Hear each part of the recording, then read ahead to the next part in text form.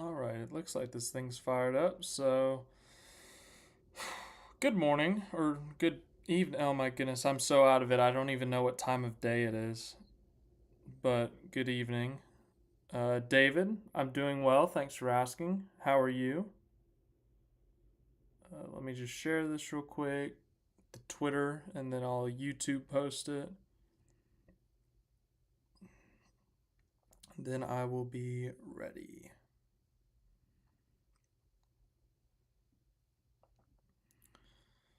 But almost. Making sure it posted and all that. Oh no, an ad. At least it's NASCAR related, I guess. I got that going for. No! I hit the X! Oh my goodness, that was scary. Okay. Almost ready. Hold on. Give me one more second. Create a post.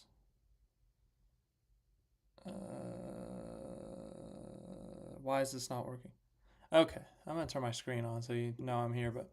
Hello, Marty. Hello, David again. Hello, Clausen Z. Hello, In Between the Lanes. Once again, I'm just trying to get this posted, but for some reason, it's not letting me post. So once I get this up, I'll start paying attention. So,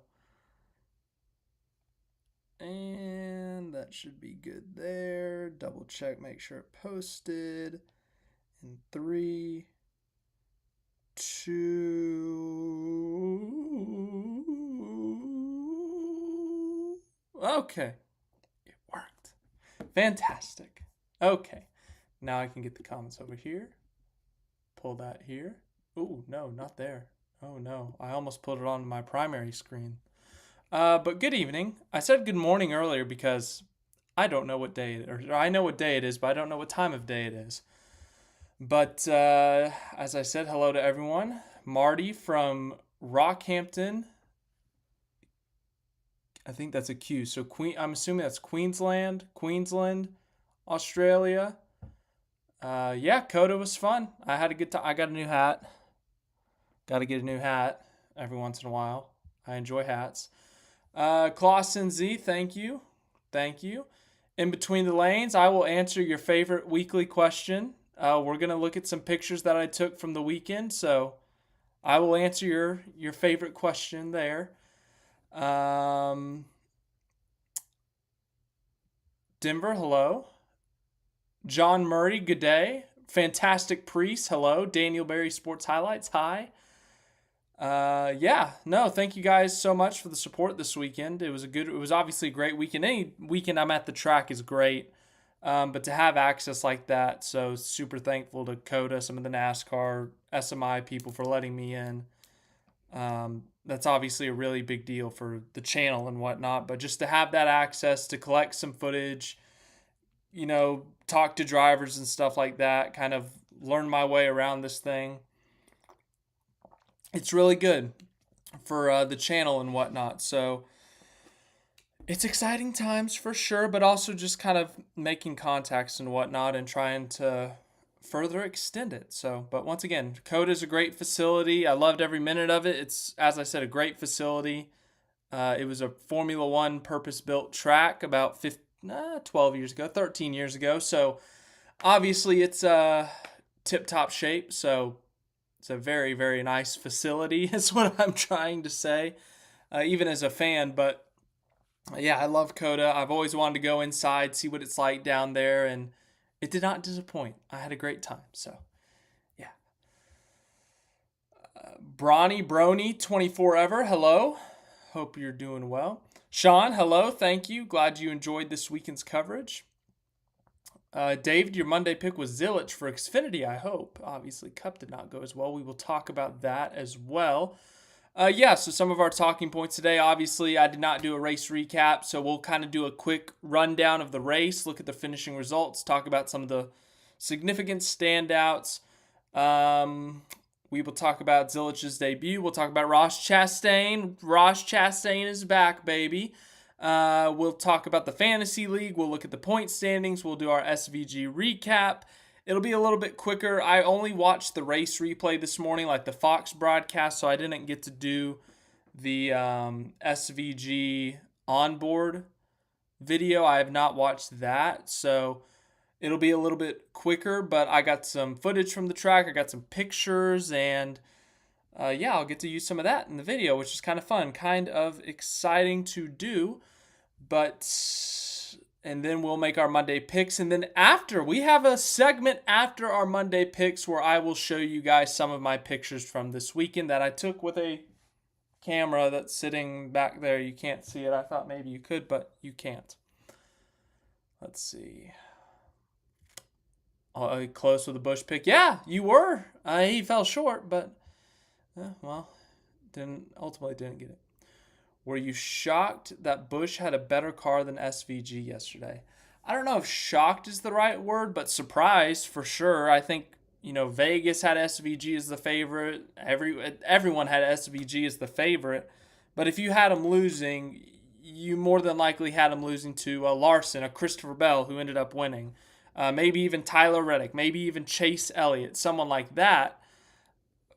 Maybe even one of his Trackhouse teammates. You could honestly have thrown any three of them, and I think not anyone would have been shocked. So, but Kyle Busch, just because you look at the last year and a half of Kyle Busch, he's had a rough go at things. He missed the playoffs last year. He went winless last year for the first time in forever.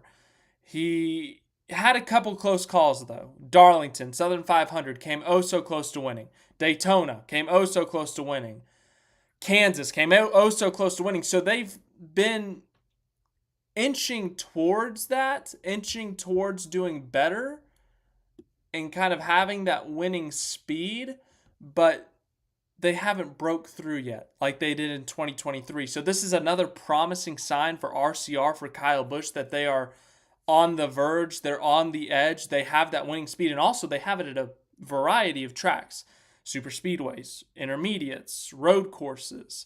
Darlington, it's obviously an intermediate technically, but it's its own thing. So to have speed there at any point it's a really big deal. So they're starting to show signs of improvement, taking steps forward, but they still just got to break through and get that win. So what word did you use there, and who said that?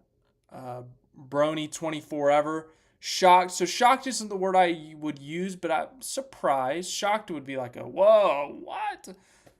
But surprised is like, hey, all right. Yeah, David, I agree. It was a great race yesterday. I was running around for most of stage one, taking pictures and videos, but stage one was pretty exciting. We saw SVG go from 6th to 1st. I know he didn't win the stage, but if we didn't have stage cautions, he would have won the stage more than likely. We saw turn one. I see someone mentioned it. Fantastic Priest. Yeah, let's get to your comment real quick. The finish, we'll get to that in a minute, but Fantastic Priest, I want to talk about this. So Fantastic Priest says, I made a bet with my friend that Chastain would freebird turn one at any point in the race and got $10 on lap one. So yes, Ross Chastain, in probably the worst timing for him, 1 week after kind of pulling Carson Hocevar to the side and saying, hey, buddy, we had you take a chill pill, something like that, whatever he said. And a week later, Ross Chastain is trying to win the race from 7th place. And he takes out Chase Elliott. Then behind him, everyone's scattering. Denny Hamlin gets damaged. Connor Zilisch gets damaged. Ty Gibbs gets damaged. So all of a sudden, it jacks up a bunch of people's races. And it wasn't like it was two guys going for the same space and just a little bit of contact. I mean, Chastain just sent it in there. Like he sent it. Like it was for lap one, turn one. It was a little bit of an over-aggressive move, to say the least. If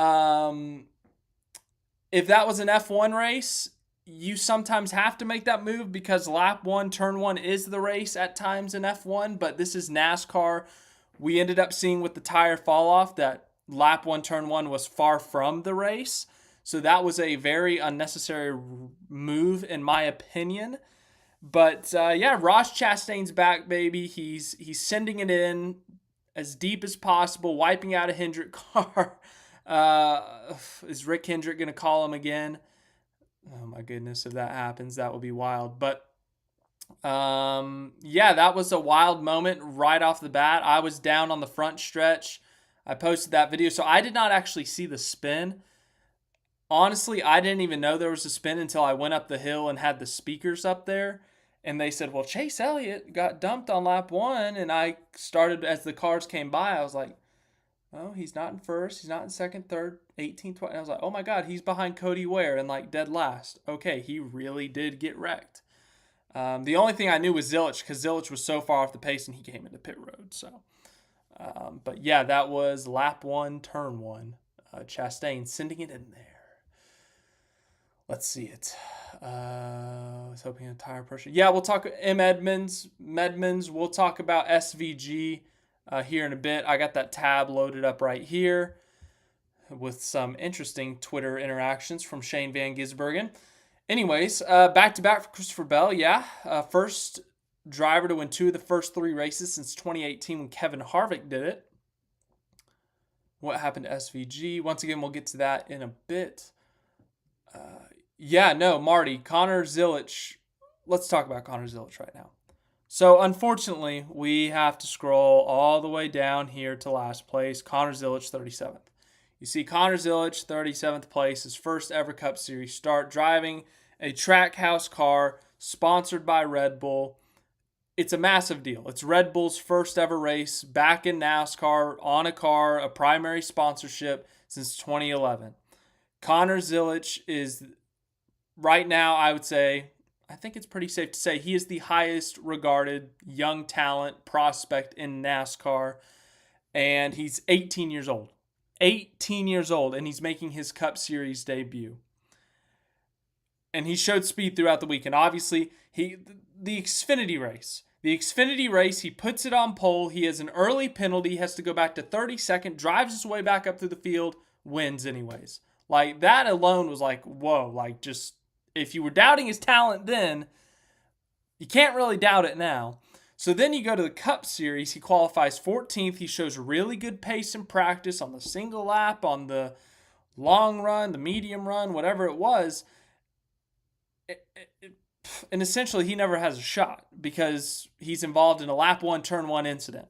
So he's got to go back to the field, or back of the field. He's got to fix his car. But once they fix his car and get him in clean air, he's putting up extremely competitive lap times. Like, some of the fastest of the field, top 10 lap times. So, and then he charges back up through the field. He gets back to the top 15, and that's ultimately where Daniel Suarez spins out. Connor Zilisch goes to Dodge, and unfortunately, he zigged instead of zagged, and he wrecked. So, obviously, the end result for Connor Zilisch is, sure, you could say it's disappointing, but I'd argue, I don't think there was any way that this weekend could have been disappointing unless the car broke down leaving pit road in practice and it was destroyed beyond repair and it was nothing of his doing. Like, they fired the engine and the car died, something like that. He got to run laps in the Cup Series. He got to race against Cup Series veterans, and he showed promise. He showed signs of speed throughout the weekend with his teammates. As an 18-year-old rookie, he's got a long career ahead of him. He's got a long, successful career ahead of him, I would think. So, disappointing is not the word I would use. I don't think anyone actually used that word, but if someone comes to these results and sees Connor Zilisch, Cup debut 37th, there was some stat this morning on Twitter that said, Kyle Busch on his Cup debut, he crashed. Chase Elliott, he crashed. Joey Logano crashed. Like, all these Cup Series champions, they finished 30th or worse in their Cup debut, and look at them now. Kyle Busch, 2 championships. Joey Logano, 3 championships. Chase Elliott's a champion. Kyle Larson's a champion. I think he crashed or he finished in the 30s in his Cup debut too. So I don't think he thought it was the end of the world, but if anyone is indeed overreacting, I think Connor Zilisch is fine. But a lot of my pictures, I followed him at the beginning of the race. Just because his debut was a really big deal, so we'll look at some of those later. Once again, we'll talk about SVG later. I don't know what time. There's never a hard time on these things. We just go with the comments. We just kind of go as I flow, and then 15, 20 minutes, we kind of carve out for SVGs, but we're not quite there yet.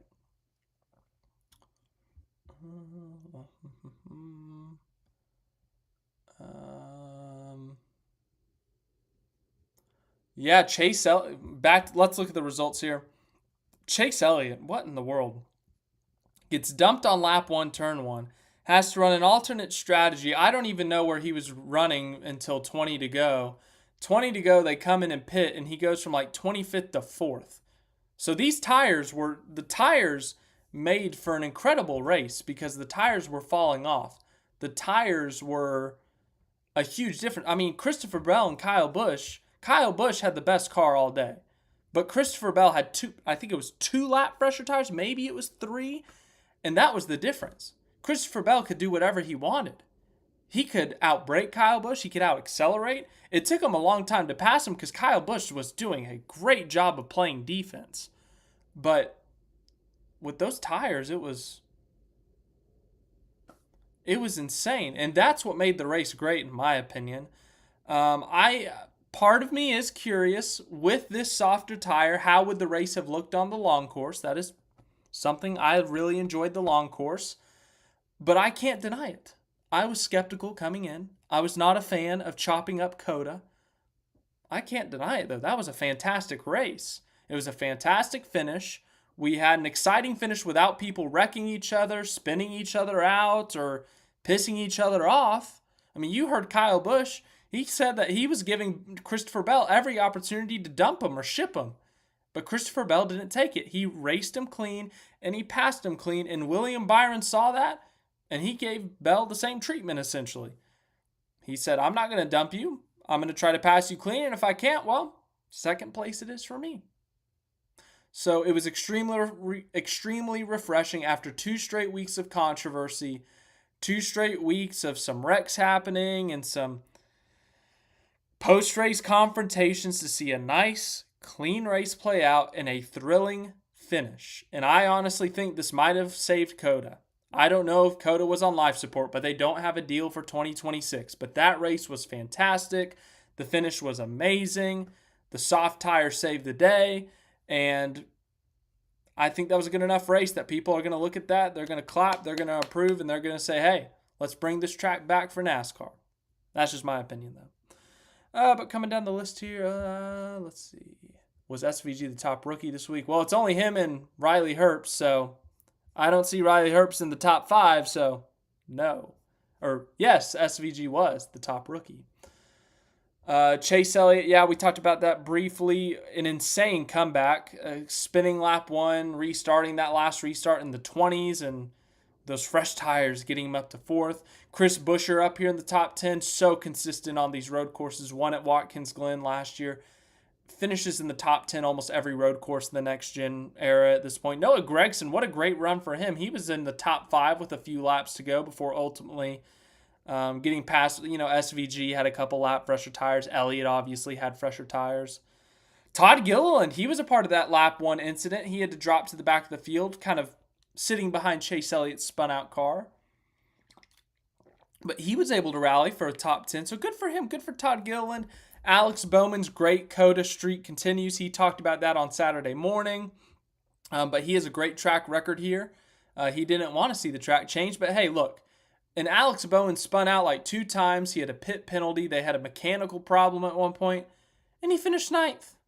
An insane day. I mean, if we had I said this last week. If we had a driver of the day category like F1 did, I don't know who it would be this week. Christopher Bell. Great win. Great drive. And he did it clean. Applaud. You got to applaud it. Chase Elliott had to come back from a spin, restarting in the 20s on the last restart, finishes 4th. Kyle Busch, even though he finished 5th, dominated today, defended the lead for literally as long as possible without doing any tricks or any dirty tricks. You come down here to Noah Gragson. I don't think a lot of people expected that result from him. Alex Bowman, from what he had to come back for him. Todd Gilliland, same story. I mean, just Crazy, crazy stuff. It was so fun to see guys coming up through the field.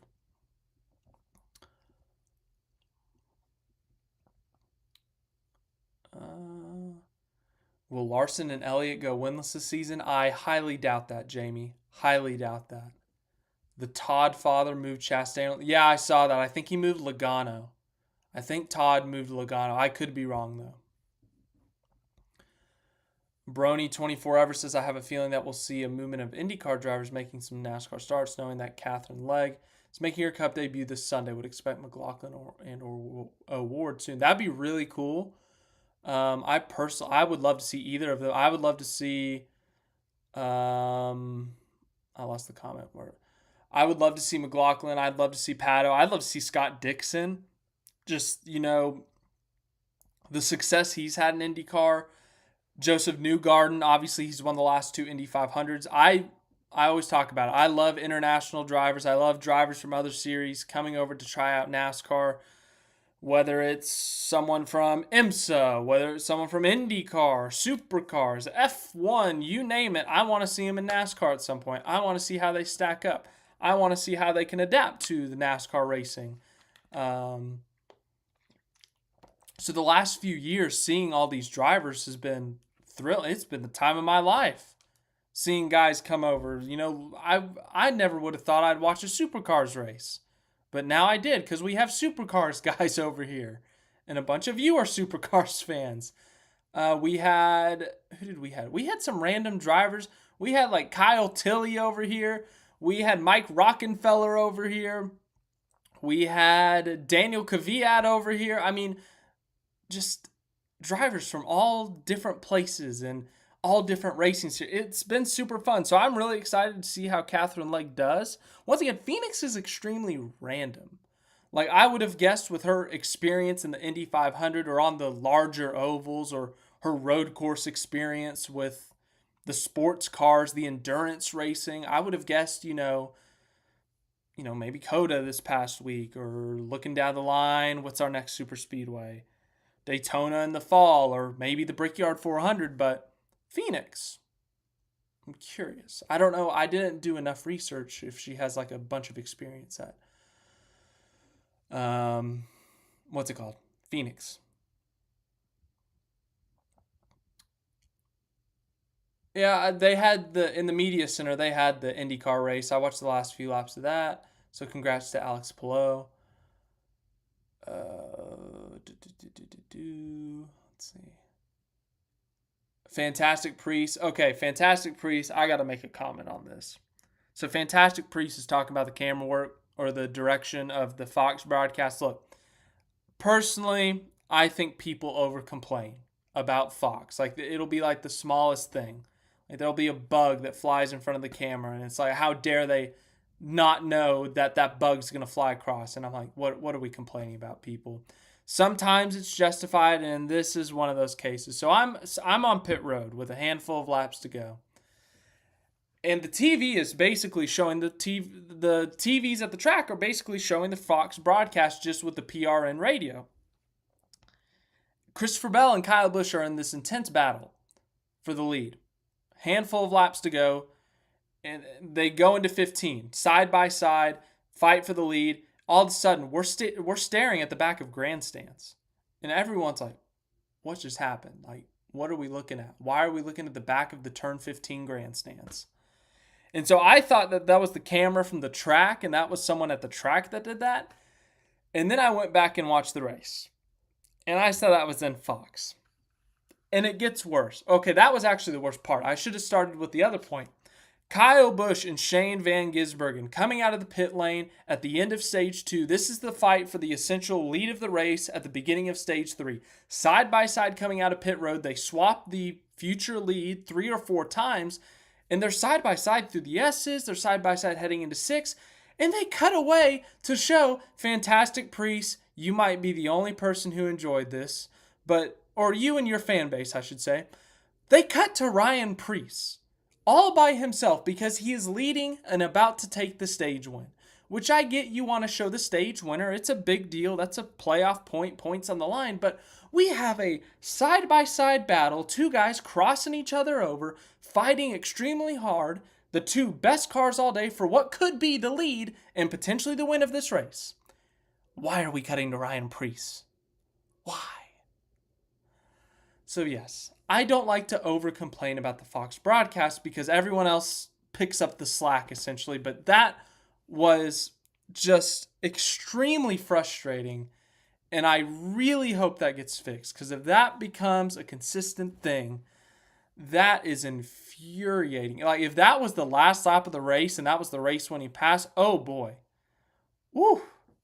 Oof. We would have been talking about that for 30 minutes now. Ugh, my goodness. Oh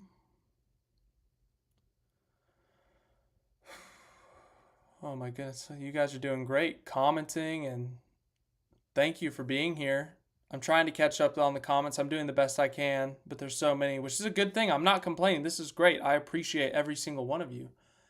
I just want to I want to get as many as I can.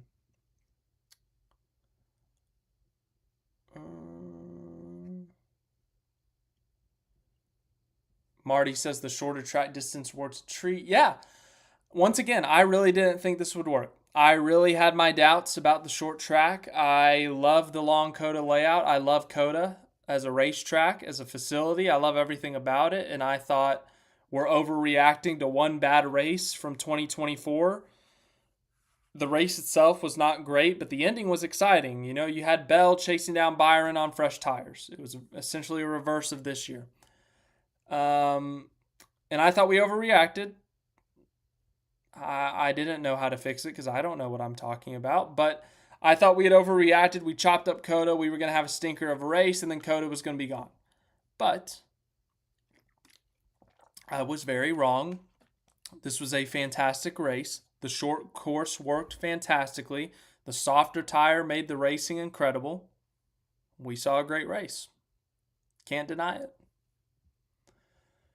Riley Herbst. We got to talk about this. Riley Herbst, ladies and gentlemen, is the 17th place champion.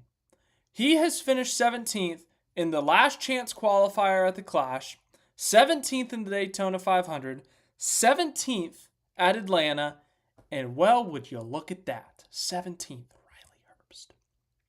Riley Herbst is going to finish 17th in the points. Riley Herbst is going to finish 17th at Phoenix.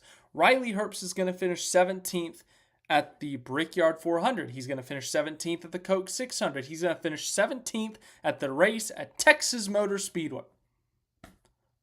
Riley Herbst. How? It's I got to say, it's extremely impressive to finish in the same position 4 consecutive races. Extremely impressive. Good job, Riley Herbst, ladies and gentlemen. Where's my mouse? That's the wrong screen. Oops. Oh, boy.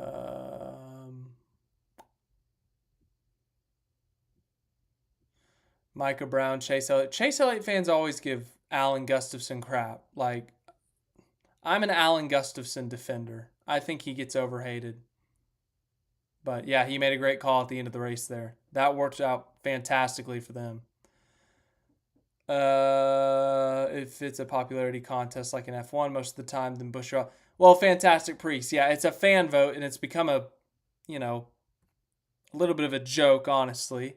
But if we did the driver of the day and we had like an actual, I think that would be worth a bonus point. Like, have a committee vote on the driver of the day and award a point. I don't know. Maybe that's too complicated.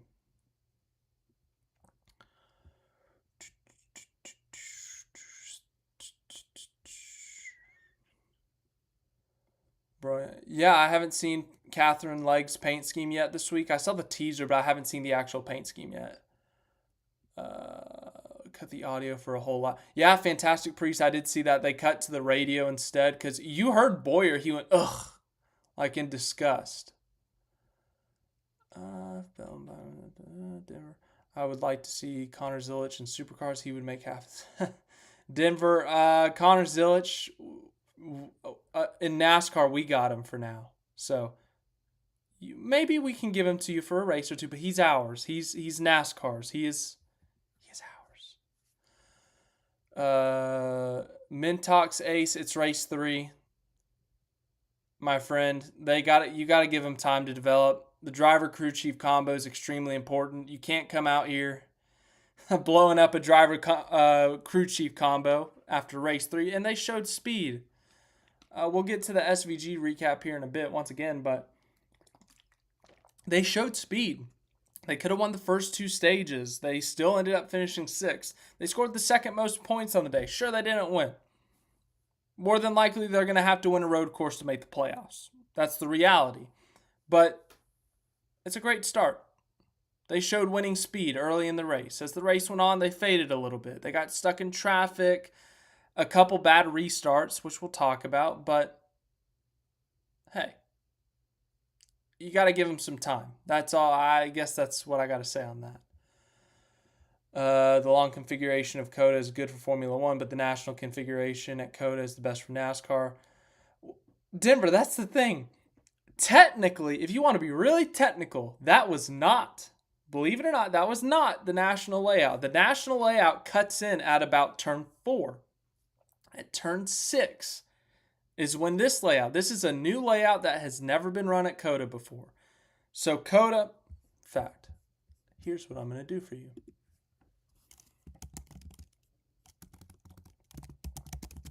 Give me a second, I'm Googling. Map. It's going to give me a track map, isn't it? That's not what I wanted. Oh, yes it is. Okay. Okay, no it's not. Just kidding. You know what? This will work. I got to figure out how to... Okay. There you go. Oh, yay. Okay. Over here. Here is the Circuit of the Americas. Okay? So, right here is the national layout.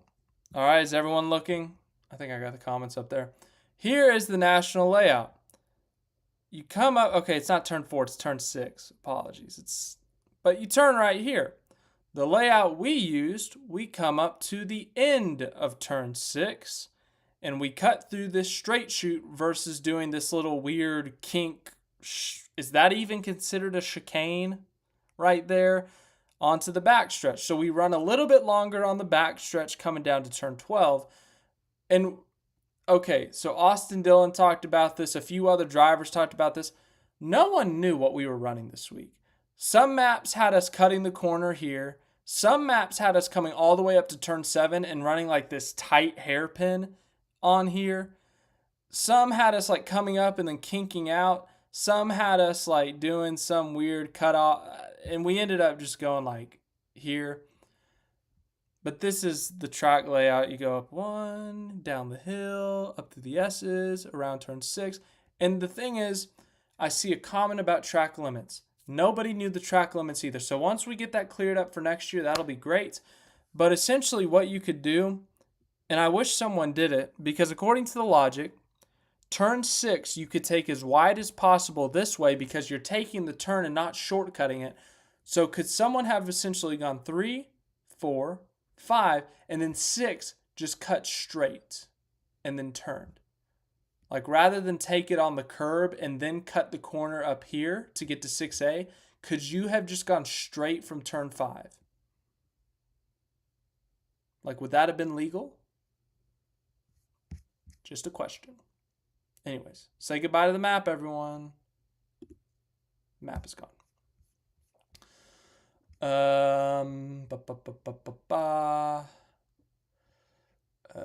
Was there a rule for track limits? Yeah, I mean, once again, no, not really. There was from turns 3 to 6 or 3 to 5.5. But once you got to 6, you swing that puppy wide and you just dart in there. They had a tire barrier on the inside of 6A, but I was shocked that no one hit it, actually. Okay. I don't think making a bonus point. Yeah, but once again, fantastic priest. If it's a fan vote, no, you can't make that a bonus point. But if it's like a committee, like you get a former official, a former driver, I don't know. But once again, I don't know. The odds of finishing a NASCAR race in the same position 4 times in a row is 1 in 2,560,000. Man, I wish they had odds on that in Vegas. I could have been rich. Darn. Vegas would never offer those odds anyways. Talk about the... Ooh, yeah. Okay, Brony24 ever brings up a good point. Here lies... Oh, he finished higher than I thought. Ty Dillon, like lap 3 of this race. I had no idea this happened. Ty Dillon wrecks on lap 3. I saw he had damage, but I just assumed it was from the lap 1 incident. Little did I know. You go to the replay. Off of turn 20. Ty Dillon goes and he washes up the track and he hits Cindric. Cindric goes into the grass a little bit. Things happen. Whatever. You can show your displeasure. You can flip them off or you can bump doors a little bit or you can go bump him out of the way in turn 1. Whatever you got to do. Austin Cindric hooked a left on Ty Dillon, and Ty Dillon went spinning and clipped the wall. If this was Atlanta, if this was Texas, Charlotte, Vegas, like we've seen in the past, and he did that, pretty simple. Suspended for 1 race. You are out. I do not know what the data says, but he pretty obviously on camera just kind of hooked a left on Ty Dillon after getting forced off the track, and that's a no-no. We've seen intentional wrecks at road courses, and we haven't seen a suspension, but maybe we'll see a points penalty and a fine. So I don't think Cindric will get suspended, but I think he'll get a fine and a points penalty maybe. But we'll see, and maybe the data says otherwise. Maybe it says that Cindric was spinning out and he overcorrected to save it. Maybe he didn't actually intentionally wreck, but... yeah, the initial camera views, it was not pretty. Not pretty at all. Okay. Let's see. Oh, man, I want... Dang it. Anyways. Oh, Marty. Marty, we will get to that. In fact, let's do it now. Okay. Everyone... We're about to do the Shane van Gisbergen recap. This week I remembered I'm writing down the minute that we're doing this. All my notebooks are on my bag, but I had this one over here, so yay. So we are at the 38-minute mark. 38 minutes. Okay. I can already see the comments, and this is how I'm starting the SVG recap. Oh, my goodness. Okay. Get a swig of water before I start this thing.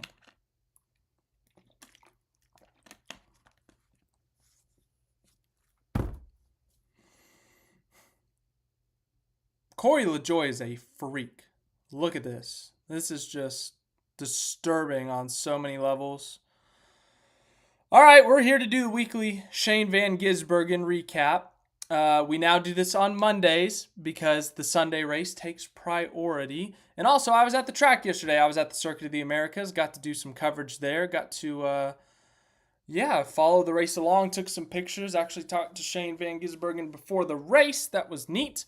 But hey, here we are for the post-race. We're going to do a quick recap. I only got to watch the race this morning or this afternoon.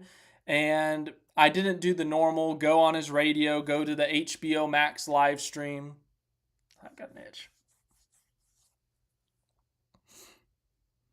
I instead just watched the Fox broadcast, the TV broadcast that was provided, and SVG, as expected, was up front at the road course, and that made life easier for this. But yes, we have to analyze this tweet here. Yeah, so Shane van Gisbergen is like the only driver in Cup who does the heel toe method. If you're a Shane van Gisbergen fan from Australia and New Zealand, you know how this works. If you don't, basically, he brakes with his right foot, and when he brakes, he actually uses the clutch with his left foot, and he like throttles with his right foot. I'll try to get a video. If I don't have a video, sorry, you can Google it. I believe in you. But it's the heel toe method, and every time someone uses heel toe in NASCAR, because everyone's a left foot braker, everyone freaks out and they get a foot cam on it. Everyone's like, wow, it's the greatest thing ever. And yeah, when you watch NASCAR for a lot of years and you use the both feet and stuff, and then you see a guy like using the clutch and going, I should have just used my arm. Like that was so much easier. It's kind of like, whoa, that's pretty neat. But yes, Corey LaJoie tweeted this in the middle of the race, and Shane van Gisbergen himself. This is like, look, it's actually Shane van Gisbergen responded to this unique tweet. I don't even know what to call it. I don't want to look at it anymore. Okay. Shane van Gisbergen's day. The number 88, his first real shot on winning. So, Shane van Gisbergen's day. He started this race in 6th place. Let me double check that. Well, I got to go to qualifying here.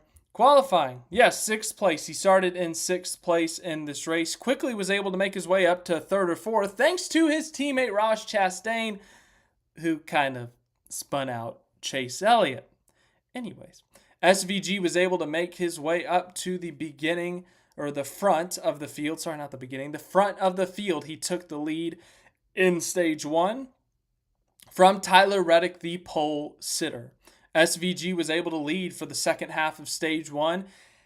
It's confusing in NASCAR, but we got our 3 stages. And at these road courses, we will see the leaders pit before the stage end. If you pit with more than 2 laps to go, so 3 laps to go or prior to that, you can come out still on the lead lap with fresh tires, and you will have track position at the beginning of stage 2. But if you stay out and you run those last 2 laps, you get stage points. You win the stage, you finish 2nd, 3rd, whatever it may be, and as a result, you got to restart 18th, 19th, 20th. You got to be back in the pack, and that's kind of what the payoff is. Do you want track position later, or do you want the stage points now? Shane van Gisbergen and the 88 team obviously felt like they had a shot at winning this race, so naturally they picked track position. So because they picked track position, they ended up pitting with 3 laps to go in stage number 1, and they came out first of the guys who had pitted. And because of that, in stage number 1, they actually still finished 3rd. Only 2 guys stayed out, or 3. I think Chase Elliott also stayed out because of his lap 1 incident. But Bubba Wallace won the stage, Joey Logano 2nd, but Shane van Gisbergen, 4 fresh tires, gets 8 whole stage points. That's another significant statistic to his name in 2025 that he has added to his resume. So he finishes 3rd in stage 1, picks up 8 valuable regular season points, and he restarts the next restart in the lead. Stage number 2, he had a really good battle with Kyle Busch. Kyle Busch was able to get a jump on him and was able to take the lead on a restart. I think it was this restart. But this is when we kind of started to figure out how the day was going to go for SVG. Shane van Gisbergen's car in the long run, arguably the best car all day. He could go take the lead from Tyler Reddick. He could take it from Kyle Busch. He could go pass whoever he wanted to, it seemed like. But it was those short runs. It was launching on the restarts. It was trying to make some passes in those first couple laps, and he was struggling the opening few laps of runs. And ultimately, that would be, I hate to say demise because he finished 6th ultimately, but it was his demise in terms of fighting for the race win. So he loses the lead on the restart, but he's still able to get it back. As I said, on the long run, he was able to pass Kyle Busch back after losing the lead. And then they made a pit stop. Same situation as stage 1. They want track position at the beginning of stage 3. And they actually come out. Kyle Busch and Shane van Gisbergen side by side leaving the pits. I was watching it, looking up the hill at turn 1. SVG's pit crew looking up the hill at turn 1. trying to see who takes the lead. They have a great battle for a lap or two, exchanging the lead, going back and forth, and the TV cuts away. No one knows what's going on because the TV cut away for I don't know what reason. Anyways, Kyle Busch, as you can see here, was able to stay ahead of SVG for those last 2 laps of the stage. And SVG, though, still finishes 5th and gets 6 points. So he got 14 stage points today. Remember, really bad points week in those first 2 races at Daytona and Atlanta. So to pick up 14 stage points today, it's a really big deal. And we'll look at those point standings here in a minute. Stage 3. And this is where it started to, once again, I don't want to say unravel. Like, when I say unraveled, like, that sounds so bad. It sounds so negative. Like, and once again, look where he finished this thing. But it's the same thing that we talked about in stage 2. The short run, those first couple of laps. SVG, that car just seemed to not be to his liking or seemed not to handle, or other cars were better at the beginning of runs. But as the runs went on, he was able to make up ground. But in particular, these first couple, I think it was this restart at the beginning of stage 3, that he restarted 3rd and he had a really bad restart and he fell to 7th or 8th. And at this point, when you're 7th or 8th, the top 4 run away, you're losing time, you have to fight people for position, you're using up your stuff, and you lose so much time that unless there's a caution, unless you run an alternate strategy, you're out of contention for the win. You can maybe fight back for a top 5, but in terms of the win, it's not going to happen. So that's what happens essentially. He falls back to 7th or 8th. He's able to make his way up to 6th or 5th again, and they ultimately run an alternate strategy. Everyone, Kyle Busch, Christopher Bell, William Byron, Tyler Reddick, all these guys in front of him, they go and pit.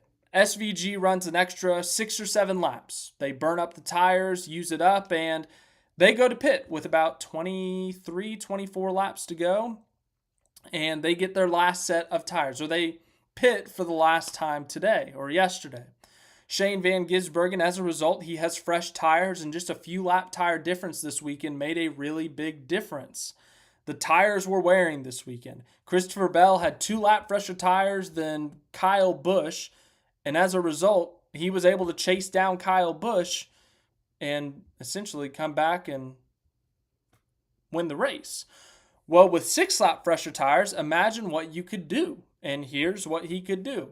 He starts making his way back up through the field. He fell back to 9th or 10th at the pit cycle because he had to burn up those tires.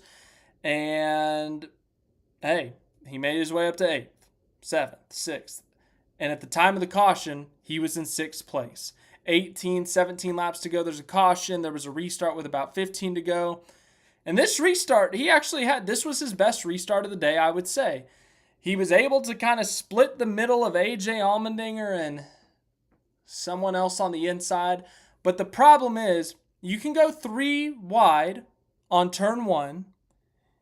You can kind of stay there for a bit, but once you get to turn 2, if you're on the outside, it hurts you. And so SVG goes from about 4th back to 6th. And at that point, there's too much space in front of you. If he had gotten to 4th, he had fresher tires than everyone in front of him. And as I said, those tires were such a big deal that he could have gone up and he could have passed Kyle Busch, Christopher Bell, William Byron. But as I said, unfortunately, he fell back to 6th. And then it got worse. I don't even know what happened. I didn't see a replay. I didn't see a video. But coming through 19 and 20, he gets, I don't know if he missed a turn, if he got bumped out of the way, if he clipped the grass a little bit. But all of a sudden, he goes back to 11th. And 11th was the worst. He ran all day. And this was with about 10 laps to go. He's running 11th. And that's race, essentially. At this point, you need a wreck fest to get to the win. But he was able to rally, come back, finish 6th. More significant statistics here. He leads 23 laps, so now he's led 25 total on the season. Picks up 14 stage points on the day. Coming back to the point standings, let's look at them. And we don't have to scroll that far this week. Last week, we had to come all the way down here to 34th. Thankfully, because he scored the second most points in this race, He's now in 18th in the point standings. He's got a top 10 to his name. He's got 25 laps led, 14 whole stage points, and he's only 8, I think my math's right there, 8 points below the playoff cutoff. Once again, it's race number 3. I don't want to be looking ahead to the playoffs right now, but that's the situation currently. Shane van Gisbergen finishes 6th at the Circuit of the Americas. Yes, the expectation was a win. The expectation was to lead the most laps, maybe even sweep the stages and get a win. But once again, it's race number 3. It's a new team, a new crew chief, and the road courses are,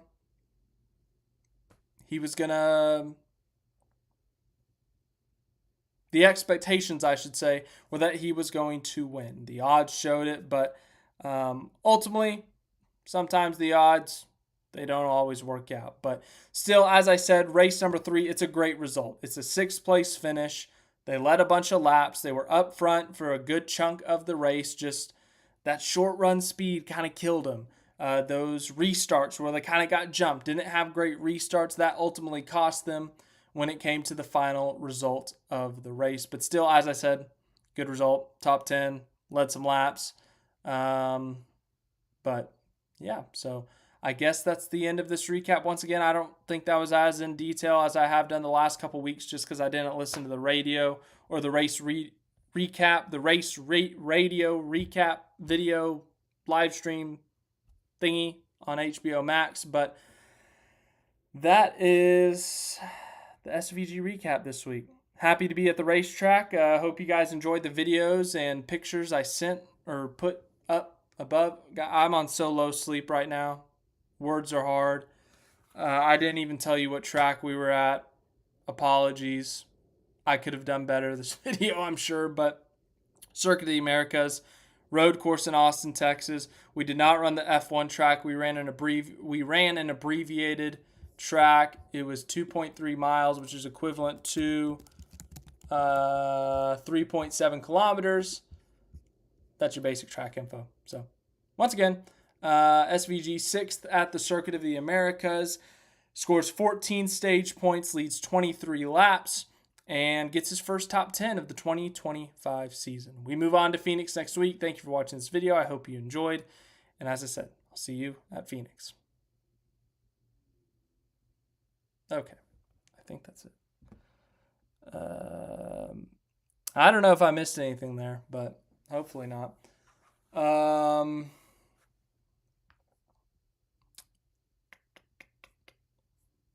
Yeah, I don't think I missed anything. Oh, I try my best. Go back to the comments here. Grant, thank you. Thank you very much. Big video gamer, Grant, if you guys like video games. How do I like this comment? Dang it. It's not letting me do it. But I appreciate the nice words. Fantastic Priest, I appreciate the nice words. But yes, I appreciate you very much. So the donation to the channel will be used. We'll throw it at the gas money last night driving home. Back to these comments where it was. I think I was about here.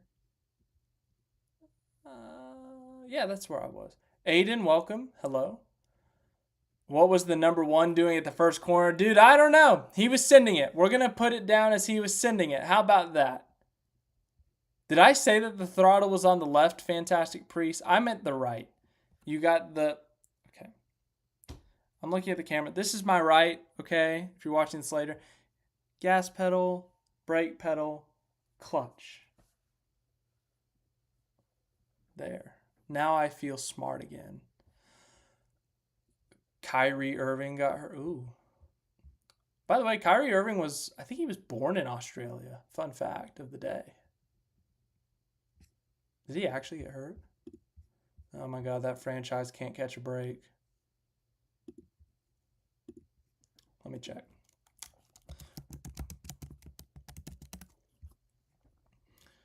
No, I did not ask for your opinion, Elon Musk's Twitter AI thingy.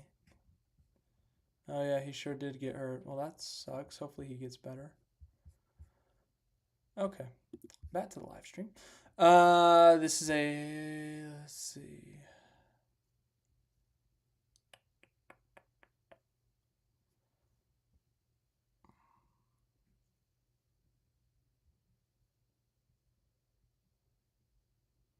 Brett says he was complaining about having no radio in the last part of the race. Yeah, once again, my bad. On the radio, I'll go back and watch it tomorrow, I guess. But, hey. Denver, I did see something about that, about Marcos Ambrose's Watkins Glen winning car doing some laps. So that'll be cool to see that track or car back in action.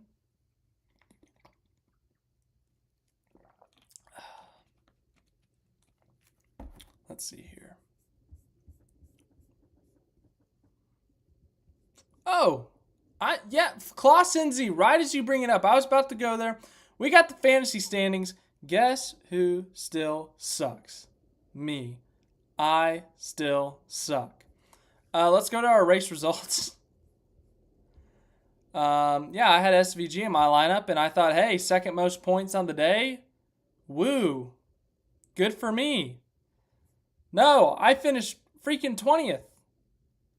Like, what? And there were only 26 entries this week. So that was disappointing. Larson got the fastest lap, by the way. So that sucked. Congrats to PC_18 on the race win at COTA. As for the league standings, RT Racing is our leader. Hell on Wheels 24 is second. Zerkman 95, that's your podium at the moment. Rumdy Creations is fourth. Klaus van Gisbergen, top 5. Dunkin' Donuts, Sportswagen, Aussie Matt, Crackler, David Jerry, PC_18.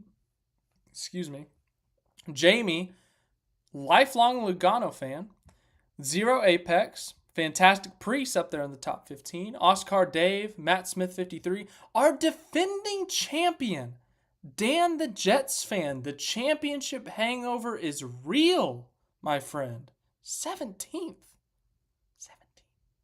Tyler Hernandez 6 is an 18th. Supercar Nut is 19th. My terrible fantasy choices are in 20th. Dr. Zero 21st. Rebutted is 22nd. The_Mike_Wallace is 23rd. Micah MLB is 24th. Hack House. Knee. That makes it so much easier. Thank you, Knee. 26th. And then we got a bunch of people who have not set their lineups. So if you are one of these people, once again, set your lineup, please. If you don't, I'll do my best not to be offended. If you would like to join our Fantasy NASCAR League, I will put the link right here, as I can't see on the second screen currently. I'm almost ready. Give me a second. Hold on. Where am I? League. That's what I want. I will get the link. I am copying. I am going back to the live stream. I'm going back to the live chat. I am pasting, and bam. You can join our fantasy league. It's free. It's for fun. It's all about having a good time, guys. So, yes. Okay. Next order of business. We're doing this a little bit early this week, but it's because I have a fun segment for this week since I was at the track and I took some pictures. But we are going to make our Monday picks. Everyone, look at the Xfinity entry list while I come over here. Click at that. Okay. All right. Monday picks. Phoenix Raceway. It's week 4, and we're at our first real oval of the season. So everyone, let's see it. Let's see your Monday picks for Xfinity. Make the Xfinity pick quick. We'll wait a little bit longer on cut, but let's see it. Let's see your Xfinity picks, ladies and gentlemen. Notable entries. We got Alex Bowman in the Hendrick Motorsports number 17. It is his home race. TBA is driving the Mike Harmon machine. I think that's it. Everything else is pretty normal. Almirola is in the 19. He's back on a part-time schedule. Let's see here. That's still normal. Yeah, it's pretty normal this week outside of Bowman. Klaus NZ is picking Allgaier to win at Phoenix, the track where he won his first championship. David is also going with Justin Allgaier. Eric Almirola is in between the lanes choice. Jesse Love is Fantastic Priest's choice. Car somewhere in the 74 potentially. We'll see. Excuse me. Marty says Eric, Jesse, and Justin. I'm assuming that's his top three.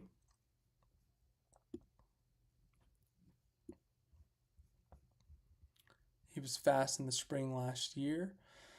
I don't remember last spring's Xfinity race. I remember Allgaier blew a tire with like 3 laps to go from the lead, but I don't remember much outside of that.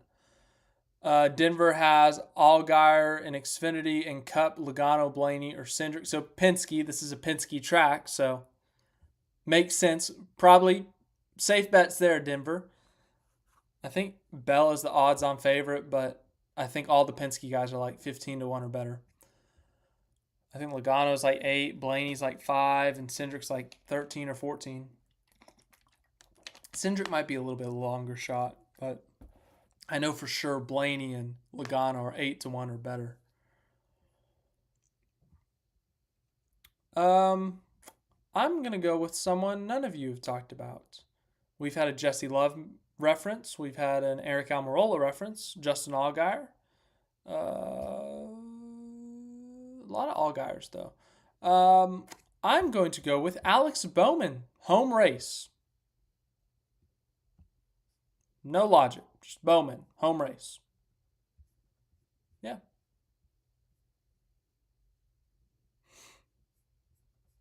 Fantastic Priest. I could be wrong. I'll check the odds. But as I check the odds, everyone come look at the Cup Series entry list.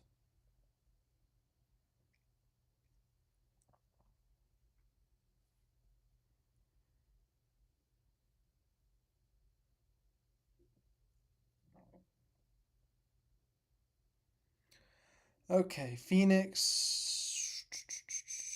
So Blaney is 475. Logano's 12 to 1. Oops. Cindric is 75 to 1, so I was way off on that. I don't know what I was talking about. My bad. Spreading bad information.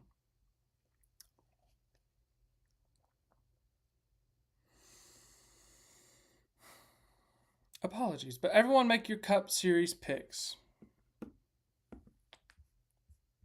Significant entries. We got Catherine Legg in the 78 for Live Fast Motorsports, making her NASCAR Cup Series debut. 4 straight races with more than 36 cars. How about that? Great start to the year. Also, why is host of ours sponsor all caps?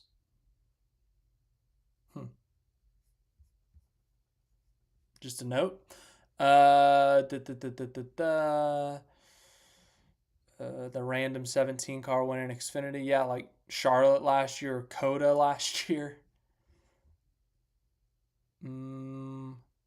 Fantastic Priest says, hear me out. Oh my goodness.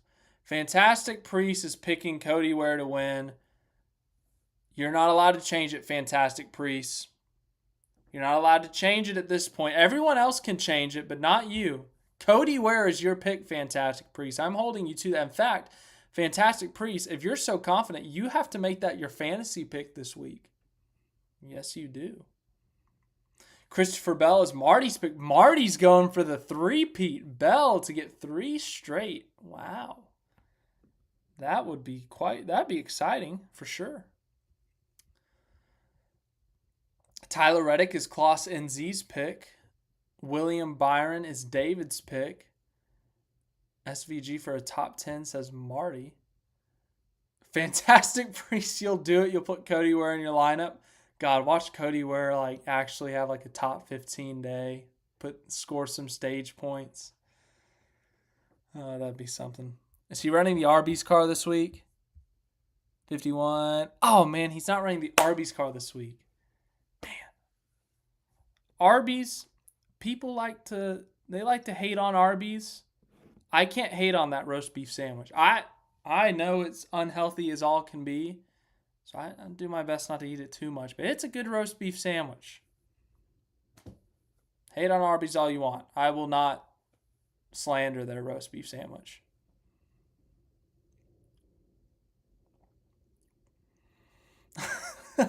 The new tire. Oh, yeah. I forgot we have option tires this week. Dude, what if what if everyone's running like the hard tire and Cody Ware pits for the softs and like laps the field? Oh my goodness. Fantastic Priest, yes, that is completely fine. If you put Cody Ware in your garage, you can do that. If you commit to this, I applaud you. Obviously, I don't see your roster, but I won't see it till Sunday at least. And if you don't commit to it, I will not be hurt. But if you commit to it, bonus points to you. Props to you.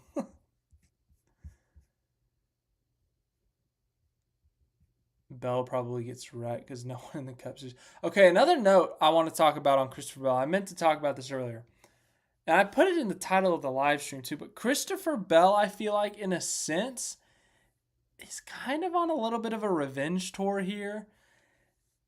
Just with the way things went down last year. The end of the year, he had such a great season. He had such a great run in the playoffs before ultimately the controversial ending when he got booted out of the Final Four. And he said he was wronged. He didn't like it. He's become much more vocal, I feel like, since that. NASCAR's really kind of taken an appreciation of him being a young talent. He's a veteran at this point now, but he's really risen to that level of consistent contender. He's won at all different types of racetracks. And on top of that, Joe Gibbs is letting him drive outside of the NASCAR track. So in a sense, it's kind of like all these years that he hasn't been able to drive outside of Cup, all this drama that happened at the end of 2024, and he's kind of letting it out in a sense. And his version of letting it out is winning. I was going to say whipping the field, but he's led 9 laps this year. So I won't quite go that far. But the scary thing is it's race 3 and he has 2 wins. We haven't gotten to his good track or his good tracks. Defending winner at Phoenix this upcoming weekend. Should have a win at Las Vegas at this point in his career. He's been so good there. After Vegas is Homestead, a track he's won at before. After Homestead, we go to Martinsville, a track he's won at before. After Martinsville, Darlington, a track he's run well at before. After Darlington, we go to Bristol, a track he's run great at before. After Bristol, we go to Talladega Super Speedway. But he's the most recent Super Speedway one. Like, the list goes on of Christopher Bell could very well go on a tear. Am I overreacting to week number 3? You bet your darn butt I am. Christopher Bell could very well go on a tear, and he could drop 8 wins if he wanted to. New Hampshire's in the playoffs. Gateway's in the playoffs. He could go win either of those. He could go win both of those. Mile and a half. He could go win Charlotte again. He could go win Texas. He could go win Kansas. He could go win Vegas, Phoenix, Martinsville, you name it. He could win each and every week. Anyways. Denver, I don't think you're allowed to start on the option tires. I could be wrong there. I could be wrong, but I don't think you can. Because if you could, then that would just... I mean, don't get me wrong, it'd be really exciting, but I think NASCAR would just kind of... They'd be a little scared for a minute. Anyways, let's hear. So, Fantastic Priest's Monday pick is Cody Ware, as we all know. William Byron is David's. Clausen Z's picking Reddick. Marty's going for the Christopher Bell three-peat.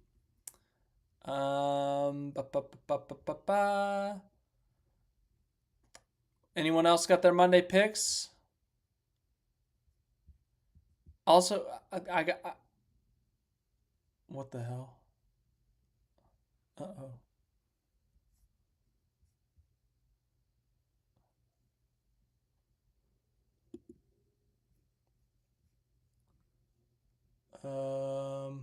Hello? What just happened? Did the stream just crash for you guys? Does anyone else just have the stream? My like dashboard just completely crashed. Can you hear me? Is anyone here? What in the world? I'm not even kidding. My dashboard just shut down and said, "Sorry, there's been an error."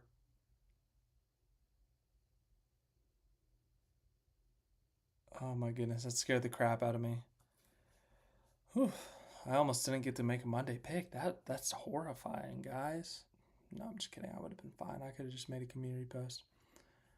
The audio dropped for a second. Maybe that's what it was. But no, it was like 5 seconds. It was dead. I just had to refresh it and it fired back up. But over here, everything looks fine.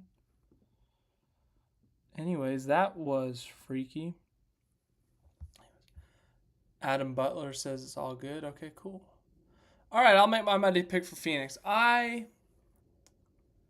Will I join you on the Cody Ware train? Beware of Cody Ware, says Fantastic Priest, which just a reminder that is his pick for this week.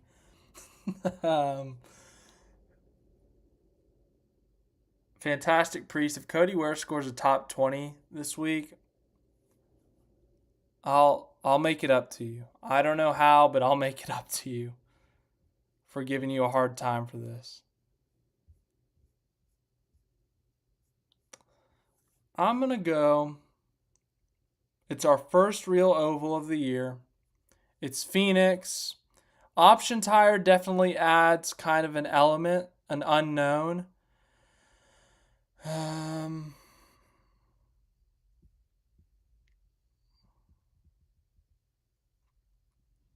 going to go with a Ford for sure. Let's go with Blaney. Let's just play it safe and go with Blaney. He's so good here. It's a new tire, and he knows this place so well. I can't. I think that's a good pick. He's like second in the odds, so might as well play it safe. But I'll go with Ryan Blaney. Ryan Blaney is my Monday pick. My Xfinity Series pick was Alex Bowman, so I'm going to go with Bowman on Saturday, Blaney on Sunday. Fantastic Priest is confident in Cody Ware's chances at winning at Phoenix. We've got in between the lanes, and I think it was Marty as well, that said Christopher Bell will do a three-peat. Denver, did you make a pick? Did I miss that? Klaus NZ picked Tyler Reddick. William Byron was David's pick. Yeah, no, actually, Denver, I will do that for you right now. Option tires, Phoenix, NASCAR. Denver, I will Google this for you. So here we go. No, I do not want the AI. Stop making me use AI and just give me the article from NASCAR.com. Goodness. The AI is going to like take me over now because I said bad things about it. Anyways. NASCAR announced Wednesday, blah, blah, blah, blah, blah. It's designed to wear, obviously. They'll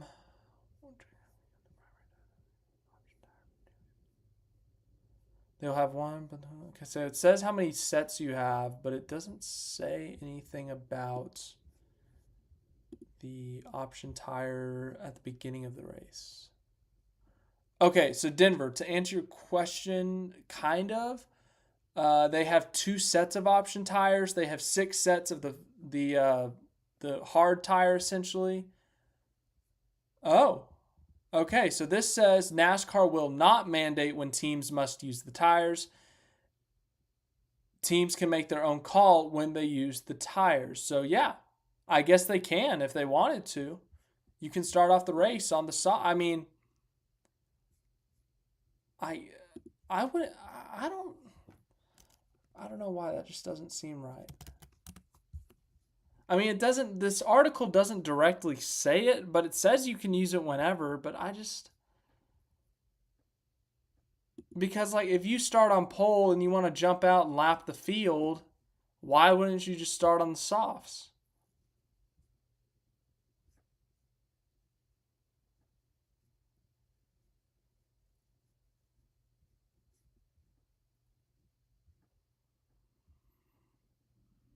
But I mean, nowhere does it say that you can't start the race. But I wouldn't think so. But yeah, like if you, as you said, Denver, like could you imagine? Fantastic Priest, here you go. The top 30 all start on the hard tire, and here's Cody Ware in 31st place on the softs, and he just blows by everyone. Cody Ware laps the field, and we just go ahead and declare the champion here. We're already at Phoenix. Why do we need to come back? Cody Ware, you are the 2025 champion. But yeah. So who wants to do picture time? I want to do picture time. I don't know if you guys do. And if you don't, well, it's unfortunate because we're doing it.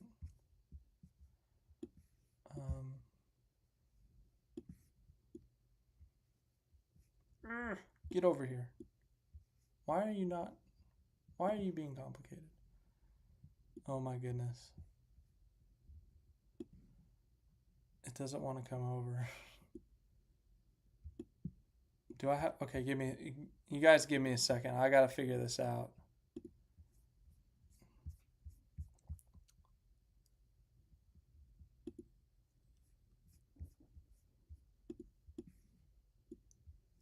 Does it not let me? Oh my goodness, I can't get my pictures over here.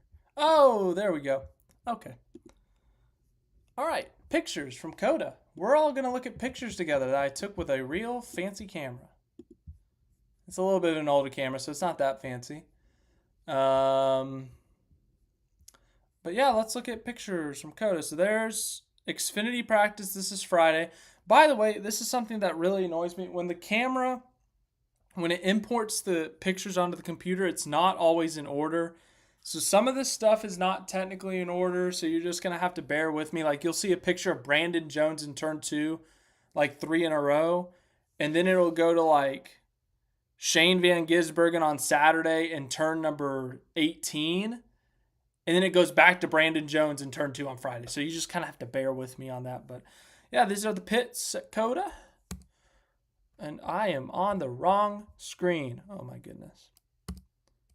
There's turn 1. Turn 1, I cannot explain to you enough. Turn 1, even the camera does not do it justice of how steep it is. I walked up this right here to take pictures. I guess I did it for 3 straight days, so maybe that explains it. But I am still sore. Like it is a hike up here. So, but yeah, the picture doesn't do it justice, but it's also a really cool. I see the comment from Fantastic Priest on the American flag. Thankfully, the wind was blowing, which kind of, one, it cooled it down. It was like 85 degrees at times, so that helped cool it down. But 2, it makes for really cool pictures. Here's the other side of pit road. More. And here's when they left for practice. This is just one. See, like this was like one of the first pictures I took, but it's like when they're still sitting on pit road. But anyways, there's the tower. I love the COTA tower. I did not go up it. I probably should have, but I didn't. Sorry. But it's a really cool tower. Really cool looking piece of architecture. There's Sammy Smith. Carson Quapple. I saw someone say something about Carson Quapple up there. There he is again. You got one of those, like one of the sunspots or the little kind of flare. That was not intentional. See, like this. This is when they're leaving pit. It's out of order. It's driving me crazy. There's Riley Herbst. Here they are leaving pit road again. Sammy Smith. There's William Byron in the 17. There's just some cars going up the hill. American flag.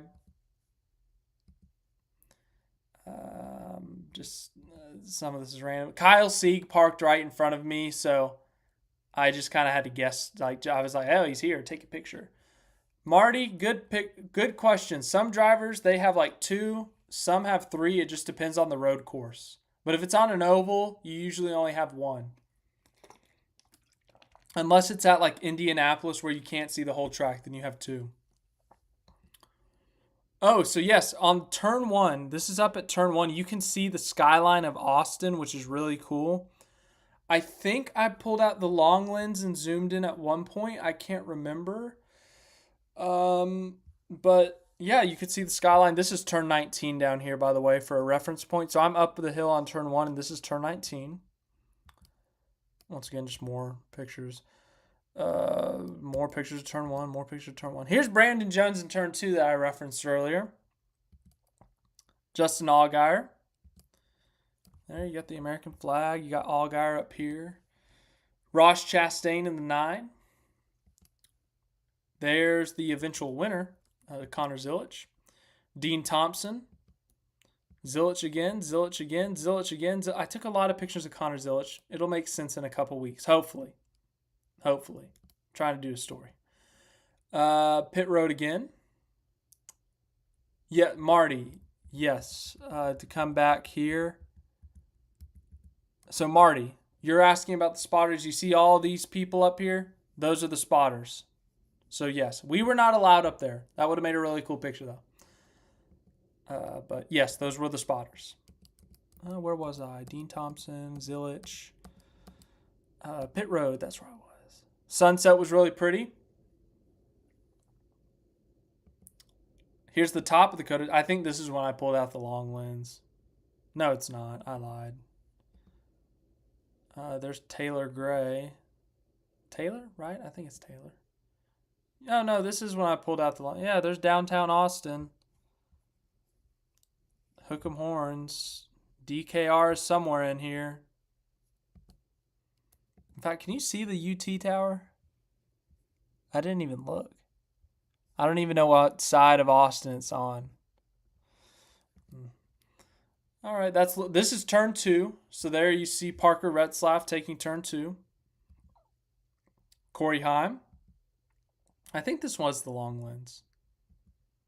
There's Chastain. There's Zilisch. I called him AJ Allmendinger so many times. It's Christian Eckes, but it's the same paint scheme, same sponsor. William Byron. Is that Hocevar? I can't remember. Sam Mayer. Then there was a yellow on track, so I took some zoomed in pictures of the yellow flag because I don't know. Art. Attempted art, at least. COTA Tower again. Aiden. Yes, I did see the new roller coaster at the track, and it's like legit. I mean, obviously it's not. I didn't see anyone on it, and I didn't do it, but it was like a legit. It wasn't like a tiny temporary. It was a huge roller coaster. There's the tower. There's Jeremy Clements. He made his 500th Xfinity Series start, so that was a big deal.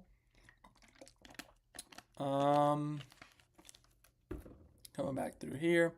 That's the Texas flag that they have up in turn 6. I think it was turn 6. Yeah, that sounds about right. Maybe it was turn 4. There's the flag again. Austin Hill. The way the sun hit off his car, I really liked here. This is like through the U section. So this is like, you can kind of see up here the tower. So this is like turn 18 and 19 essentially. This was the reason for one of the cautions, at least, the 70. There's the podium. I really wanted to get up there. I thought that would have been cool, but this is like POV, the U.S. Grand Prix just wrapped up, and you're looking at Max Verstappen after he won. You know? I don't know. I was going to use that in October when the time came. Josh Williams again. It's, once again, like just the elevation. Unless, like, if you're at the track, if you went to the track, you see the elevation, but the pictures really don't do justice how much of an elevation change, like how hard downhill you're going from 17 to like 19. And even like 19 to 20, there's a bit of a...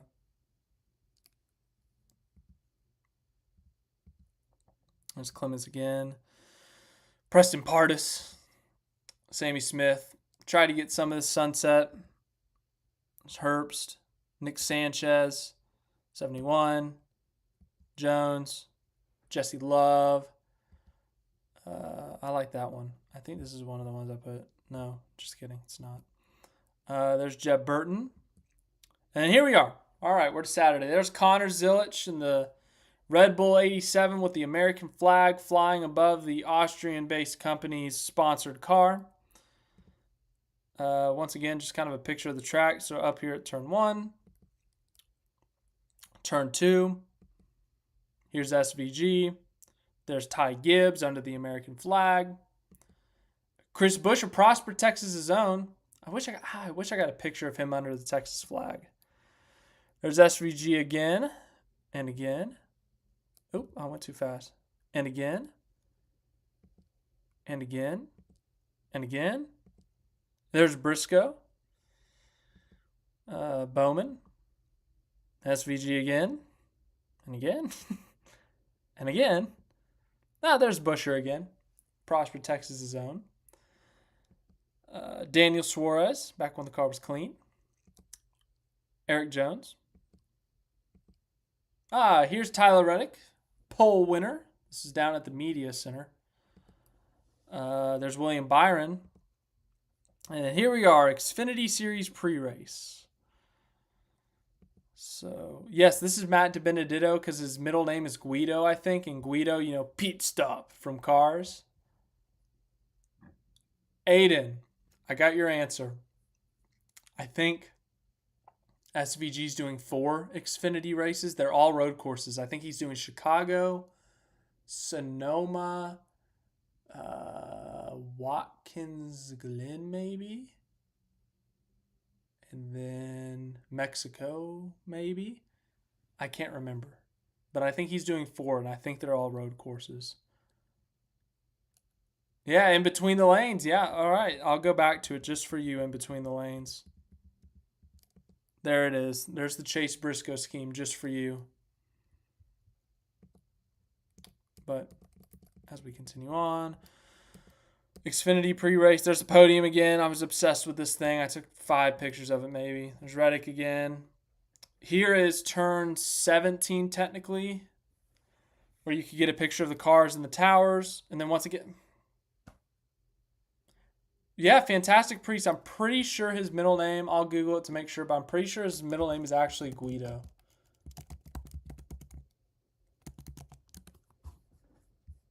Yeah, Matthew Guido DiBenedetto is his full name. Because I remember he used that as an all-star pitch 1 week, or 1 year.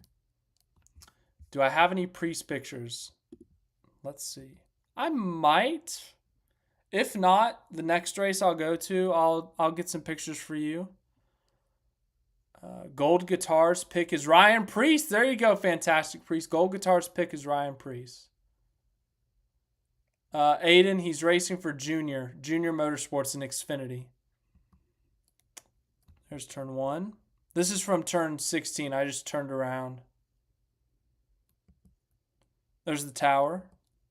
There's Zilisch. Zilisch again. Zilisch leading the field. Okay, so here's what I want.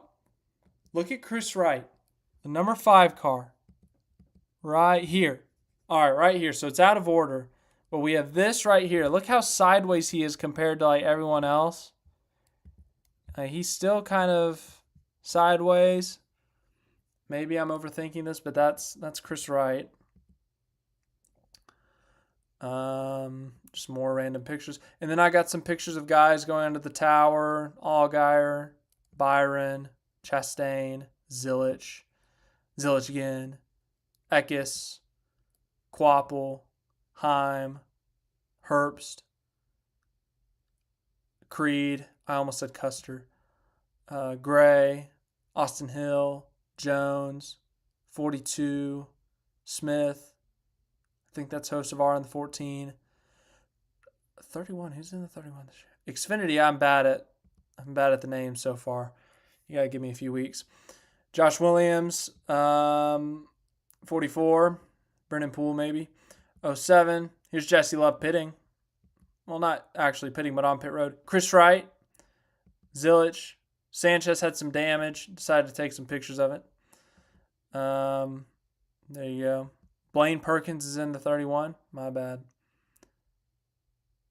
Craig, it's basically the same. Yeah, I think so. On Zilich's paint scheme, the Red Bull paint scheme, there's gray on the back of the car, but I think for SVG it's red. But we'll know in 2 weeks' time at Vegas.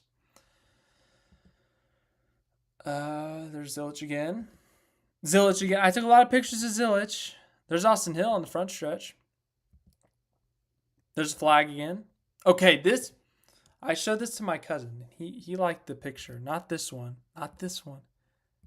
It's a little bit blurry. Like the car itself is a little bit blurry. But here it is. Connor Zilisch had a tire rub on his right front. You see all the smoke and stuff. I don't know. I thought this was a neat picture. This was one of my favorites from the weekend personally. I thought it was pretty neat.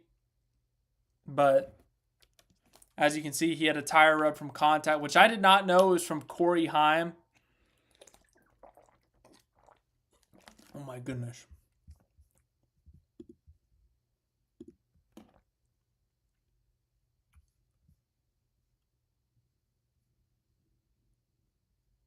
Did the stream just crash out again? Did you guys lose audio like you did last time?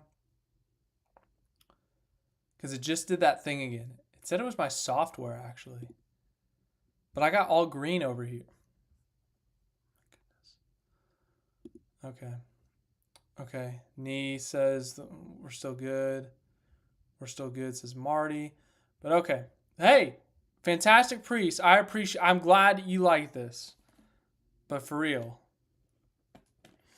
I thought that I love this picture. I don't know. Maybe weird's not the right word, but I don't know. I really thought that was a good one. I still got plenty, but I don't know why my computer's acting up.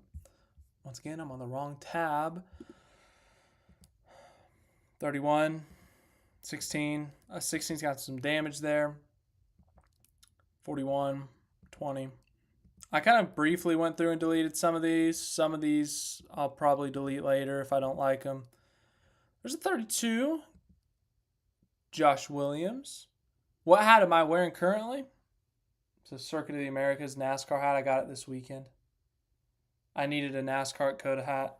I had a shirt, but I didn't have a hat. So, it's Austin Hill again.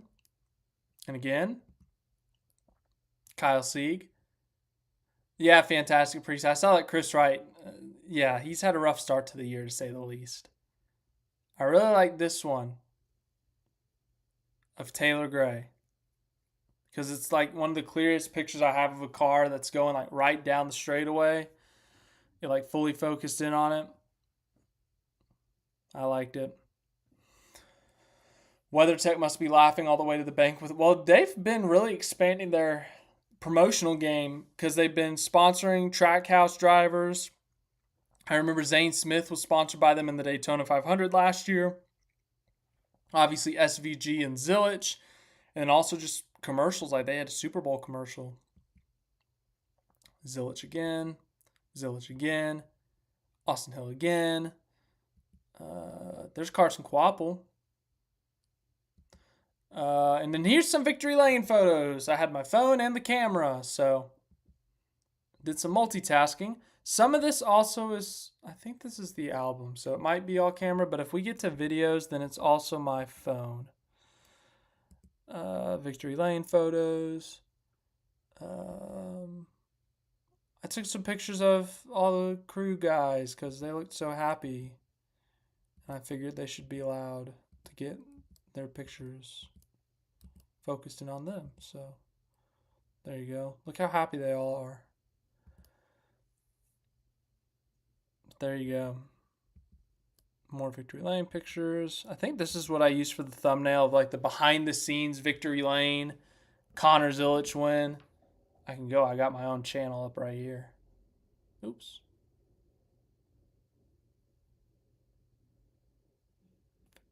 Yeah, that is what I used. Okay, cool. More. This is a close-up of the car. Look at this. You can like see the wheel where he kind of got bumped. It's got some front bumper scrapes.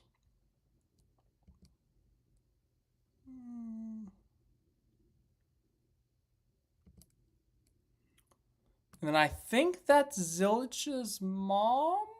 I could be wrong because she was taking pictures on Sunday as well. We'll get to that, but I think that is. And then obviously Jesse Love came to congratulate Zilich in Victory Lane. Just turn like the front stretch looking back on turn 20. And this is Sunday, I think. I forget who. I think this is Custer's maybe. Pit stall. There's the front stretch. Look how windy it was on Sunday. This is the giant flag, and then look at the tiny flags hanging on for dear life. What? What is a Darlington picture doing in here? What are you doing? Okay, I'll mess with that later. I don't know why a Darlington picture is in my COTA album. Pace car. And then they painted the names of every driver at their pit stall overnight from Saturday into Sunday. So here was Shane van Gisbergen's pit. This was probably the biggest struggle for them because 1, 2, 3, 4, 5, 6, 7, 8, 9, 10, 11, 12 letters in his, I guess, is Van part of his last name, technically? I guess. But anyways, there you go.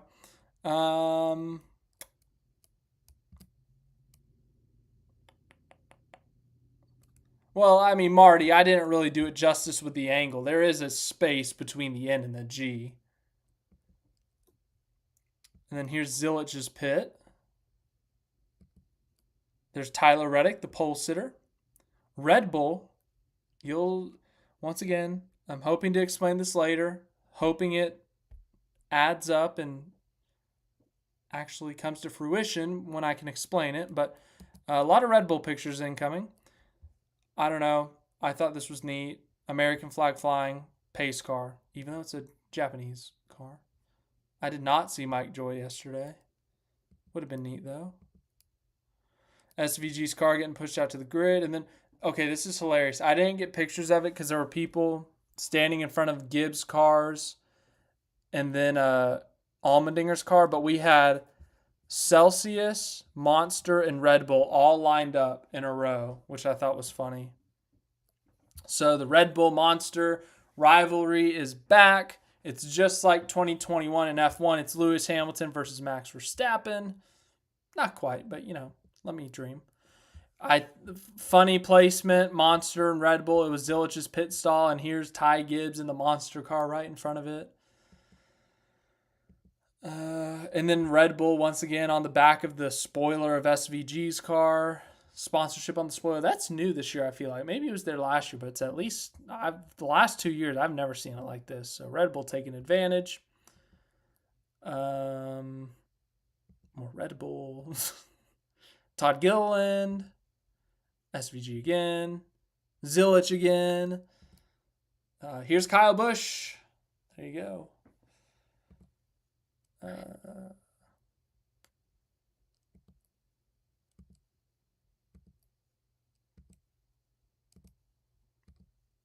Okay. So Harrison Burton's paint scheme.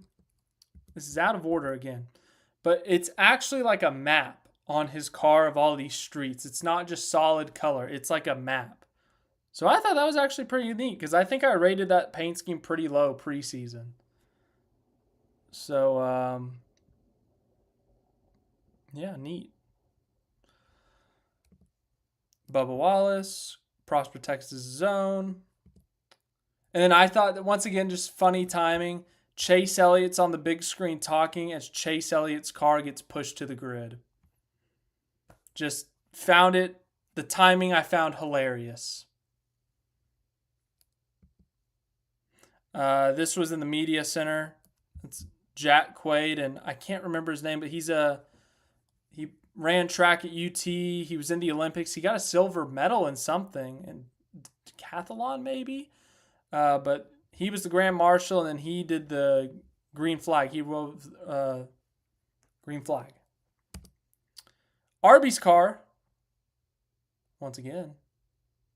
Arby's. They got good roast beef sandwiches.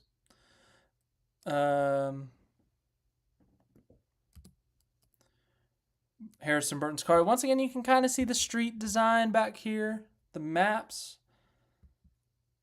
Yeah, fantastic. Your pick, Cody Ware. And then here's coming out of the driver's meeting, Keselowski. And then look at Chastain's hat. We should have known. We should have known based on this hat what was going to happen next. There's Zilisch. And then I figured out if I put my camera on the ground and like angle it a little bit, I could get this like really cool. It's the thumbnail of this live stream, but I could get this like really cool kind of fantastic priest. You bring up a fantastic point. Josh Berry's in the 20-1 now, so my bad on saying that. Once again, I'm tired, man. It's not a lot of. I've slept. Anyways, that's not the point. Rolando, apologies if I pronounced it wrong. Welcome. We're going through photos from the race weekend. Turn 1 again. This was up a little bit, so as you can see here, this is like right here. Right here where the pit exit kind of meets the racetrack. Right here is where this is. So you can't tell. Once again, the pictures do not tell how extreme of the hill is. So, yeah. And then this is just me standing up. This is when the camera was on the ground. This is me, like 6'1", I guess a few inches down to like 5'10". I don't know. Yeah, knee. As I said, like it looks steeper, but like this picture still doesn't do it justice. Like you got to be standing, or you got to be either on top of turn 1, or like looking at it to understand like how steep it truly is. But this right here, these next two, this is from the pole position for like the F1 races. So this is like Max Verstappen's right front tire. What Max Verstappen's right front tire sees at the beginning of the U.S. Grand Prix if he's on pole. This is the perspective. So, yeah, this is the thumbnail of the live stream right here. And then once again, this is me standing up, taking the picture. I personally think that these are a little bit cooler. Larson, Elliott. There's the grid. There's a grid from further away. There's the American flag again. Red Bull again. More Red Bull. More Red Bull. More Red Bull. Chastain had in between the lanes. This was probably the paint scheme of the week. Texas Independence Day. Texas flag. Longhorns on the front. In between the lanes. This is the paint scheme of the week. Okay, so Zilisch. Pre-race. I posted a thread on Twitter of some of his pre-race activities. This morning I did. So Zilisch, I followed him at the beginning of the race just to kind of for his Cup debut. So we saw Bubba Wallace, Jeff Gordon, and I think it was Daniel Suarez. They all came up to Zilisch and kind of wished him good luck. Like, hey, it's your Cup debut, congratulations, and also just good luck. So you can see Bubba Wallace laughing there. Zilisch is laughing there. Talked a little bit more. And then Suarez, here's where Suarez came up on the way to his car. The close-up of the car. And then this, I think that's him and his mom. Once again, I could be wrong. Not 100% sure on that. There he is again. There's a lot of Zilisch pictures coming up, so just prepare yourself. There's Bubba again. Once again, these are out of order. I don't know why. It's just how they imported. Pre-race interview. Someone, I can't remember, someone said like, good luck, Connor, and he just threw a thumbs up. Once again, pretty sure that's his mother. Signing some fan's shirt. Jeff Gordon came up and said good luck or something. I couldn't hear the conversation, but that's what I'm presuming. You can see the handshake here. And then this is leading up to the national anthem and the prayer. Joe Gibbs, you guys stop for the national anthem and all that. So Joe Gibbs, actually got stopped like right next to Zilich's car. So Zilisch, he actually, as he's during the prayer, look, it looks like Joe Gibbs here is with Zilisch at the car for the national anthem. I personally found that hilarious, but I guess that's just me. But yeah, this is obviously during the anthem. More Joe Gibbs pictures. And then this is when Justin Marks, Connor Zilisch is strapping in, and Justin Marks, after he got strapped in, kind of just came in, said some words of encouragement, I'm sure, said, hey, we're proud of you, we're happy for you. So they had their little pre-race conversation here. Zilisch looking up at Marks and shaking hands right here. But I got a few of these. And then there's Marks just looking down at the car. And here we go. We're to the pace lap. So Wendell Scott, tribute car, pace car, or something like that. And we're back to, once again, these are out of order. There's SVG and Daniel Swartz. I just now realize these are like the same pattern of paint scheme. Why am I just now noticing this? Okay. Hocevar, Bubba. And here's Zilisch again in the 87 Red Bull. SVG. Cody Ware. Fantastic Priest. Raise the roof. It's Cody Ware. Stenhouse and Bowman. The flag stand. Zilisch again. Then this is the green flag. We're jumping out of order again. Once again, apologies. I don't know why it's like this. It's annoying though. Oh, here's Hamlin missing his right front fender from the lap 1 incident.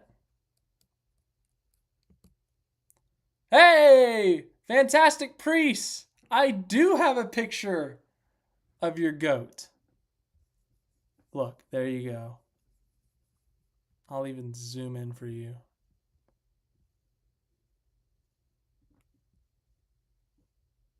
There you go. It's not the clearest picture of him, but hey, he's there. Aiden, I got pictures of his car like with some scuffs on it, but I didn't get a picture of the wreck or anything. Or like in the garage, because I didn't know. I just left it alone in the garage. Oh, here's 3 wide, Jones, Dillon, and Gregson. More 3 wide, more 3 wide. 6, 7. There's Chase Elliott after he got spun out. Hey, Cody Ware. SVG. This is going to be the thumbnail of the SVG recap, by the way. Spoiler alert. I've already got it cropped and everything for the thumbnail. There he is again. There's the COTA Tower. There's Zilisch.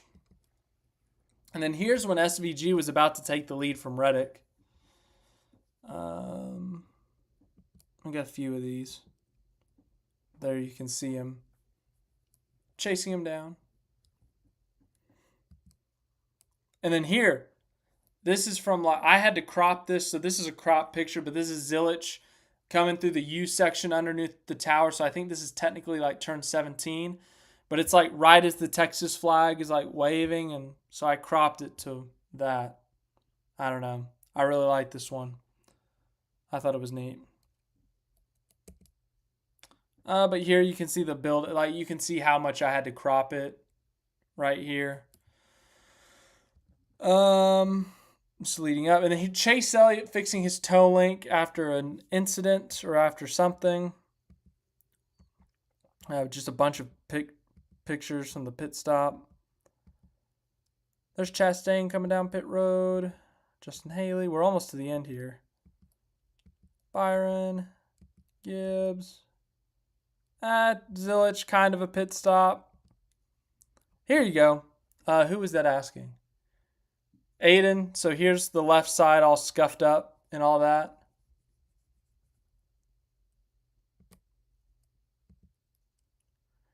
Rolls of film. Oh, brother, we're on a disc. What are they called? Not a flash drive. I'm so out of it. SD card. I am using an SD card. So I don't have raw film, I don't think. If I do, then, well, if it breaks, I'm screwed. But yeah, no, I use an SD card for this. So I plug the camera into the computer, and then it just pops up, and then I import it into the album. And then here's Kyle Busch after the. Okay, Marty, you're kidding. Yeah, sorry, you can't. I can't read sarcasm, so my bad. Apologies. This is on the thumbnail, I think. It's either that or the next one. And then this is Zilisch walking back to the garage after his wreck. I only got one, so this is it. Kyle Busch after the race again. Oh, this is it. This is the end. So yeah, those are all the pictures I took this weekend. But with that being said, I'm going to wrap this up quickly just because this is a long live stream. I'm a little bit hungry. I got to edit the SVG recap. But thank you guys for watching this this live stream. I hope you enjoyed. Everyone who showed up here, fantastic. Priest, Nee, Marty, In Between the Lanes, David, Aiden, thank you for showing up. Rolando, coming back up through here. Gold Guitar, Klaus NZ as always. I'm sure I'm missing people. Craig, thank you for showing up. Denver as always. But yeah, I know I'm missing people from way at the beginning, but thank you guys again for showing up here. It was a great weekend. I had a lot of fun. It's an honor to cover these races, especially at COTA. That was a really, really cool race to cover. So looking forward to the next race. This weekend we got Phoenix and then Vegas and then Miami. But anyways, we'll focus on Phoenix this week. I'll be here, so I won't be at Vegas. But hey, still fun. Still looking to have fun. I'll get that SVG kind of race recap edited and uploaded for you all. And I'll see you guys whenever the next video is.